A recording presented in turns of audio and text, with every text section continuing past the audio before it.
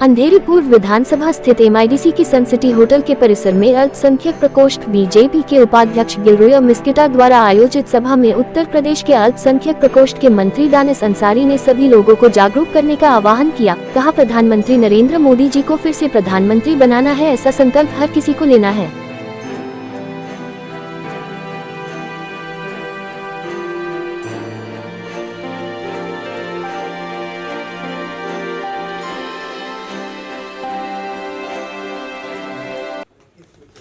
ये कभी नहीं रुकती, कभी नहीं थमती और यहाँ सबके टाइम की बहुत ही कीमत है। तो बहुत ज्यादा टाइम आपका हम सब नहीं लेंगे। आज ये जो अल्पसंख्यक संवाद का जो कार्यक्रम है, यहाँ पे हमारे बीच में आके कॉर्पोरेटर हमारे मूर्जी भाई मौजूद है, उनका मैं स्वागत करता हूँ। हमारे गिलरोय जी जिन्होंने इतना अच्छा कार्यक्रम को सजाया, इस गुलदस्ते को सजाया जिसमें तमाम तरीके के फूल यहाँ मौजूद है, तो मैं इनको बहुत शुक्रिया अदा करता हूँ। एंजिलो जी, हमारे सुखविंदर सिंह जी, हमारे फजल अंसारी साहब, हाजी मसरूफ साहब, और इस कार्यक्रम में को इतना खूबसूरत बनाने में जिन्होंने अपनी बहुत मेहनत की। ऐसे हम सब के प्रिय, हम सब के भाई, हमारे भाजपा मोर्चे के प्रदेश के अध्यक्ष भाई वसीम जी, एक मैं रिक्वेस्ट करूँगा, जोरदार तालियां इन सभी लोगों के लिए हमें बजानी चाहिए। देखिए दोस्तों, अभी जैसे यहाँ बताया कि ये कोई चुनावी रैली या ये कोई भाषण का प्रोग्राम नहीं है। अल्पसंख्यक संवाद, ये एक जो कार्यक्रम यहाँ रखा गया है मुंबई में, और मैं माइनॉरिटी वेलफेयर मिनिस्टर हूँ यूपी गवर्नमेंट का। प्रधानमंत्री मोदी जी के लीडरशिप में हम सब काम करते हैं देश में। निश्चित तौर पे महाराष्ट्र को भी, मुंबई को भी आगे ले जाने की जिम्मेदारी प्रधानमंत्री मोदी जी ने पूरी ईमानदारी से उठाई है। अल्पसंख्यक समाज की बात होती है तो अक्सर ऐसा देखने में आता है कि मुस्लिम समाज के ऊपर ज्यादा झुकाव होता है, लेकिन अल्पसंख्यक समाज का मतलब तमाम वो 6 ऐसे हमारे जो जातियां हैं, जिसमें हमारे सिख भाई भी आते हैं, क्रिश्चियंस भाई भी आते हैं, जैन भी आते हैं, तमाम बौद्ध भी आते हैं, सबकी बात होनी चाहिए। प्रधानमंत्री मोदी जी ने कहा सबका साथ सबका विकास, तो ये कोई नारा नहीं है। ये मोदी जी ने सबका साथ सबका विकास जो कहा, ये कोई नारा नहीं है, कोई चुनावी एजेंडा नहीं है। ये एक मुहिम है, ये एक मशाल है, ये एक जोश और जुनून है जिसको जन जन तक पहुंचाने का बीड़ा प्रधानमंत्री मोदी जी ने उठाया है 2014 से लेकर अब तक। और मैं बहुत गर्व के साथ, बहुत कॉन्फिडेंस के साथ और बहुत विश्वास के साथ ये कह सकता हूं कि 2014 से लेकर अब तक प्रधानमंत्री मोदी जी ने जो बीड़ा उठाया सबका साथ सबका विकास का, उसमें बाद में हमारे काम से सबका विश्वास भी आया और समाज को आगे ले जाने के लिए सबने प्रयास भी किया। तो उस नारे को आगे बढ़ाया मोदी जी ने, सबका साथ सबका विकास, सबका विश्वास, सबका प्रयास। तो ये समाज को आगे ले जाने का एक बहुत बड़ा मूल मंत्र है। एक ये बहुत बड़ा एक हमें एक रास्ता दिखाया मोदी जी ने कि हमको सबका साथ रहना है, सबका विकास करना है, सबका विश्वास हासिल करना है और आगे ले जाने में समाज का सबका प्रयास भी होना चाहिए। तो ये बहुत अच्छी बात मोदी जी ने जो हम सबको सिखाई। हम सब लोग जो इस हॉल में बैठे हैं, ये अपने समाज के बहुत ही जिम्मेदार लोग हैं और हमें निश्चित तौर पे जिस तरीके से आज भारत को विश्व की सबसे आर्थिक रूप से, सामाजिक रूप से, राजनीतिक रूप से, हर रूप से मजबूत बनाने की जिम्मेदारी प्रधानमंत्री मोदी जी ने उठाई है, तो ये जिम्मेदारी अकेले प्रधानमंत्री मोदी जी पूरा नहीं कर सकते। इसमें देश के जन जन की सहभागिता होनी चाहिए। प्रधानमंत्री मोदी जी की उम्र 70 से ऊपर है, फिर भी इतनी मेहनत वो देश को आगे ले जाने के लिए कर रहे हैं। तो ये हम देशवासियों का भी ये फर्ज बनता है, ये जिम्मेदारी बनती है कि उनके इस मेहनत पे हम भी अपना योगदान करें। आज पूरे देश में नहीं, पूरी दुनिया में भारत की चर्चा हो रही और बहुत सकारात्मक चर्चा हो रही। 2014 के बाद भारत की तस्वीर बदली है। भारत एक मजबूत देश बन के उभरा है, भारत एक सशक्त देश बन के उभरा है, भारत एक ऐसा देश बन के उभरा है जिसके पास बहुत सारी क्षमताएं हैं और ये क्षमताएं, ये विश्वास, ये मजबूती, ये भारत के आम नागरिकों ने बनाई है। ये आप हैं जिन्होंने भारत की तस्वीर बदली है और ये आप ही हैं जो आने वाले दिनों में निश्चित तौर पे भारत की तकदीर भी बदलने जाएंगे। आज हमारे आने का मकसद बहुत साफ है कि 10 साल मोदी गवर्नमेंट को हुए हैं। इस 10 साल में मोदी गवर्नमेंट ने अल्पसंख्यक समाज के लिए, खासतौर पर अल्पसंख्यक समाज के विकास के लिए, उनकी तरक्की और तालीम के लिए, उनकी अच्छी शिक्षा के लिए, अल्पसंख्यक समाज के नौजवानों के हाथों को मजबूत करने के लिए, उनको मैक्सिमम बेनिफिट देने के लिए, अच्छी से अच्छी स्कॉलरशिप से उनको जोड़ने के लिए, अच्छी एजुकेशन सिस्टम आप सबको देने के लिए पूरी ईमानदारी से मोदी जी ने काम किया।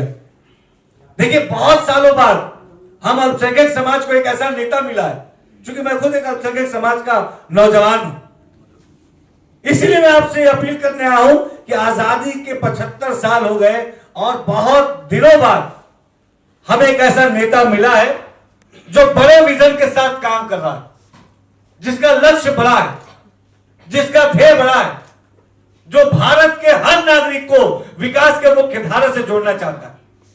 और निश्चित तौर पे देश का बच्चा बच्चा ये जानता है कि 2024 में देश में फिर से तीसरी बार मोदी सरकार बनने जा रही है। इसमें कहीं कोई शक नहीं है, कहीं कोई शक नहीं है, क्योंकि तमाम वो जो विरोधी दल थे, जो विपक्षी दल थे, किस तरीके से धाराशायी हुए, और वो जो एकजुट होने की जो नाकाम कोशिश कर रहे थे, और वो एकजुट होने की कोशिश क्यों कर रहे थे, ये भी बात बहुत समझने की जरूरत है।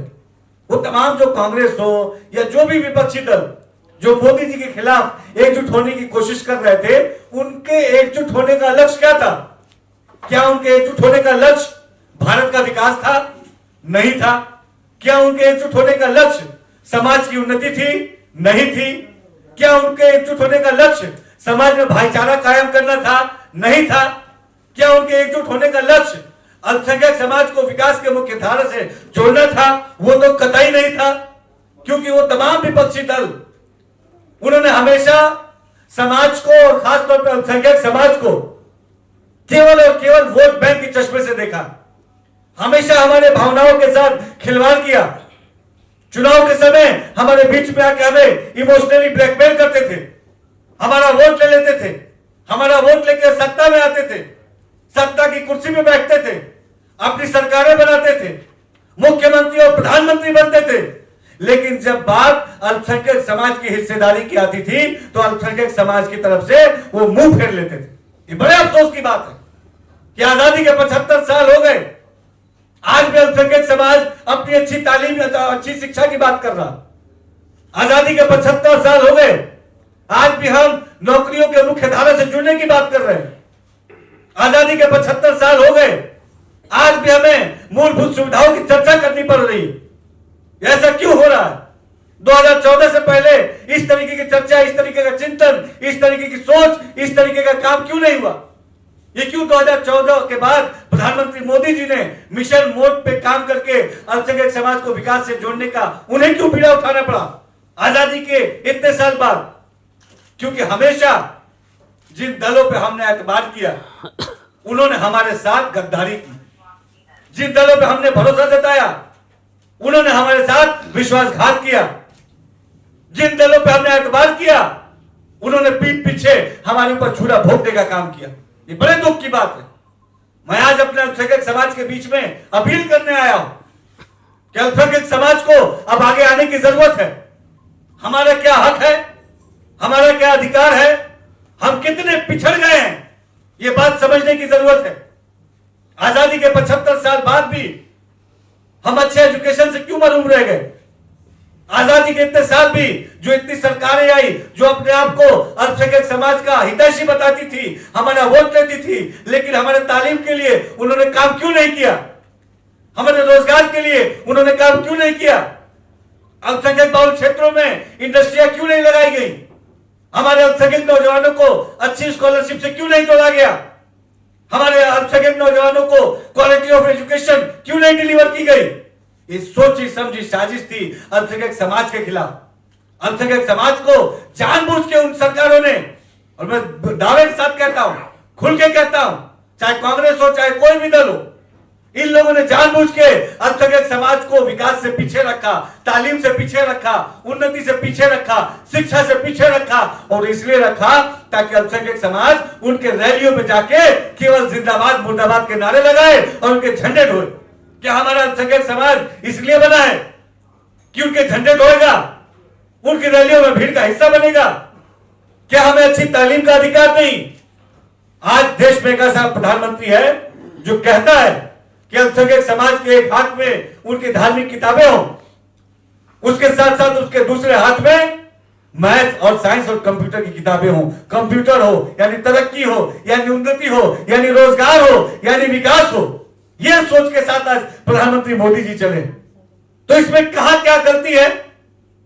इसमें कोई गलत बात है क्या कि अगर कोई प्रधानमंत्री कहता है कि अल्पसंख्यक समाज को नौकरी मिलनी चाहिए, इसमें क्या गलती है? इसमें कहीं कोई गलती नहीं। अगर कोई प्रधानमंत्री कहता है अल्पसंख्यक समाज को जॉब में अपॉर्चुनिटी मिलनी चाहिए, इसमें कोई गलती है क्या? कहीं कोई गलती नहीं। अगर कोई प्रधानमंत्री कह रहा है, मोदी जी कह रहे हैं कि अल्पसंख्यक समाज को समाज के मुख्य धारा से जोड़ के राष्ट्र के निर्माण में उनकी भी सहभागिता हो, इन चीजों को सुनिश्चित करना है, तो इसमें कोई गलती है क्या? इसमें कहीं कोई गलती नहीं। लेकिन फिर भी वो दल जो आजादी से लेकर अब तक हमारे नाम पे राजनीति करते आए हैं, जैसे प्रधानमंत्री मोदी जी हमारे विकास की बात करते हैं, उनके पेट में दर्द होता है। जैसे प्रधानमंत्री मोदी जी हमारे उन्नति की बात करते हैं, उनकी नींद हराम हो जाती है। जैसे ही प्रधानमंत्री मोदी जी हमें रोजगार से जोड़ने की बात करते हैं, उनके अंदर बेचैनी आ जाती है। ये घबराहट, ये बेचैनी, ये तमाम चीजें क्यों है? क्या हम अल्पसंख्यक समाज आजादी के इतने साल भी आगे विकास की तरफ आगे बढ़ने के हकदार नहीं है? निश्चित तौर पे है। प्रधानमंत्री मोदी जी का मानना है कि अल्पसंख्यक समाज हमारे समाज का नींव है। जैसे आज हम इस बिल्डिंग में बैठे हैं, टॉप फ्लोर पर बैठे हैं, लेकिन इस बिल्डिंग की मजबूती अच्छे नींव से है। उसी तरीके से समाज अगर आगे बढ़ेगा तो अच्छा नींव, मजबूत नींव होना चाहिए। और वो मजबूत नींव समाज की जो इमारत है, उस इमारत की मजबूत नींव ये अल्पसंख्यक समाज है। यही समाज को आगे बढ़ने के लिए अल्पसंख्यक समाज पूरी तरीके से संकल्पित करता है और समाज को आगे बढ़ाने के लिए आजादी के पहले से लेकर आजादी के बाद तक हमेशा अल्पसंख्यक समाज ने आगे बढ़ चढ़कर हर चीज में अपना योगदान किया है, हर चीज में हिस्सेदारी ली है। चाहे आजादी की लड़ाई रही हो या आजादी के बाद भारत को उन्नति की तरफ आगे बढ़ाने की बात हो, चाहे हमारी इंडस्ट्रीज हो, तमाम जगह अल्पसंख्यक समाज के लोगों ने अपनी सहभागिता की है। आज भारत यहां तक पहुंचा है तो निश्चित तौर पे उसमें बड़ी हिस्सेदारी अल्पसंख्यक समाज की है। और भारत को अगर यहां से आगे ले जाना है तो उसमें भी बड़ी जिम्मेदारी अल्पसंख्यक समाज की है। आज हमें अपने हिस्सेदारी को, अपनी जिम्मेदारी को, ये दोनों चीज को समझने की जरूरत है। कुछ दिनों में लोकसभा चुनाव आने वाला है। उस लोकसभा चुनाव में बहुत सारे लोग हमारे बीच में आएंगे, अलग अलग तरीके की बातें करेंगे, हमें बहलाएंगे, फुसलाएंगे, बरगलाएंगे। लेकिन आज मैं आपसे अपील करने आया हूं, अपने अल्पसंख्यक समाज के भाइयों से गुजारिश करने आया हूं कि अब अल्पसंख्यक समाज को वोट बैंक की तरह इस्तेमाल नहीं होना है। आगे बढ़ के अपने हक और अधिकार को समझना है, अपने राइट्स को समझना है, अपनी ड्यूटीज को समझना है। और देश में देखिए एक बहुत क्लियर बात है कि देश में फिर से तीसरी बार मोदी सरकार बनने जा रही है। उसमें कहीं कोई गुंजाइश, कहीं कोई लेकिन नहीं है। लेकिन उस तीसरी मोदी सरकार में सबसे बड़ी भूमिका अल्पसंख्यक समाज की हो।